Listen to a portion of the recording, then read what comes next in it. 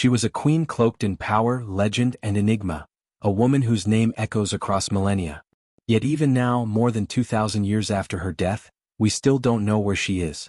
Not exactly. Not for certain. Somewhere beneath the sand, the stone, the sea, or all three, might lie the final resting place of Cleopatra VII, the last pharaoh of Egypt, the last breath of ancient dynasties before the Roman Empire would forever change the course of the world.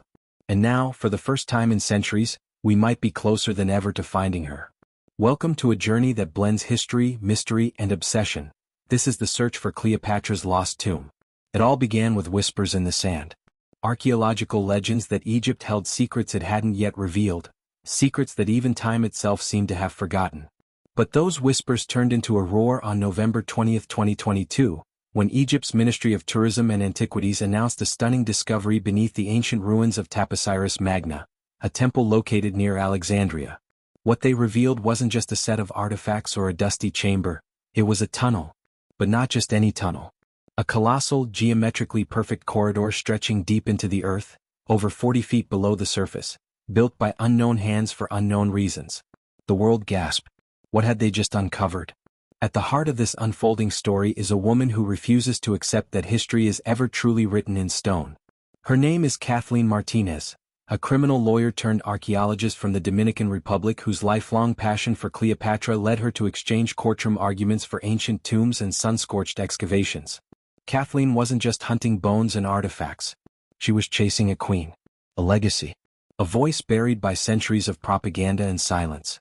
From the very beginning, her mission wasn't just scientific, it was personal. Since her youth, Martinez had devoured everything she could about Cleopatra, not the Hollywood caricatures, not the romanticized tales of Mark Antony and tragic suicides, but the real woman, the strategist, the diplomat, the scholar. And in her view, Cleopatra had been gravely misrepresented in Roman histories, painted as manipulative and overly seductive, stripped of the intelligence and leadership that made her a formidable ruler. That distorted image needed to be corrected. But how do you rewrite a legacy? You start by finding her. And so, Kathleen followed a trail that most experts considered a dead end. While many had assumed Cleopatra would be buried in Alexandria, perhaps beneath its ancient palaces now submerged after centuries of coastal erosion, Martinez believed otherwise. She studied historical texts, especially those of the Greek geographer Strabo, and searched for places tied to the worship of Isis. Cleopatra had always identified herself with the goddess, taking on her imagery and symbolism. If the queen saw herself as the earthly incarnation of Isis, wouldn't she choose to be buried in a temple dedicated to her? That idea wasn't just poetic, it was strategic. Martinez identified over 20 potential sites across Egypt tied to the worship of Isis and Osiris. Slowly, methodically, she eliminated them, using historical texts, satellite imagery, and ancient cartography. Eventually, one place stood out, Taposiris Magna, the great tomb of Osiris. A temple steeped in myth, perched just west of Alexandria, and mysteriously overlooked by mainstream archaeology for decades. And then, she started digging. What she and her team found wasn't immediate proof of Cleopatra's tomb. Not at first. But it was something else, something just as astonishing.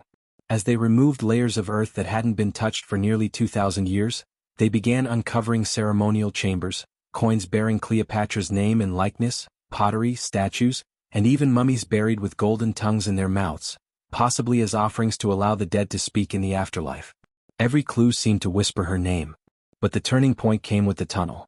It was 1,305 meters long, nearly a mile, and carved with mathematical precision through solid rock, lying deep beneath the temple. It seemed impossible. How had ancient engineers created such a thing without the tools we rely on today? And more importantly, why? Was it part of a hidden passage network meant to protect something, or someone, of immense significance? Was it a decoy or a direct route to the truth? Kathleen Martinez was electrified. Her decades of passion, her sleepless nights poring over ancient texts, her belief that Cleopatra would be laid to rest as a divine being, it all seemed to converge here. In this tunnel. In this temple. Of course, not everyone agrees. Other archaeologists, particularly those focused on underwater excavations near Alexandria, argue that Cleopatra's tomb may be lost beneath the Mediterranean. According to this theory, a catastrophic earthquake that struck the region over 1,500 years ago may have pulled parts of the ancient city, including palaces and monuments, into the sea. Teams working with the European Institute of Underwater Archaeology have uncovered remnants of columns, statues and temple foundations off the coast, suggesting an Atlantis-like fate for parts of ancient Alexandria. Could her tomb have been among them? Yet Kathleen believes otherwise. The symbolic weight of Taposiris Magna, its geographic position, its association with Isis, and the evidence unearthed all support her theory.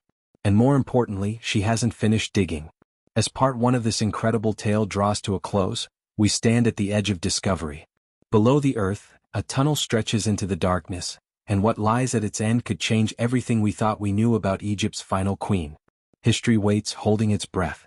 And in part two we go deeper, literally and figuratively, into the unraveling mystery of Cleopatra's fate, the modern race to rewrite history, and the sacred bond between the living and the lost. The past isn't dead. It's just waiting to be found. It was a story that had already spanned continents, disciplines, and decades. And yet by 2002, the search for Cleopatra's final resting place was still far from over.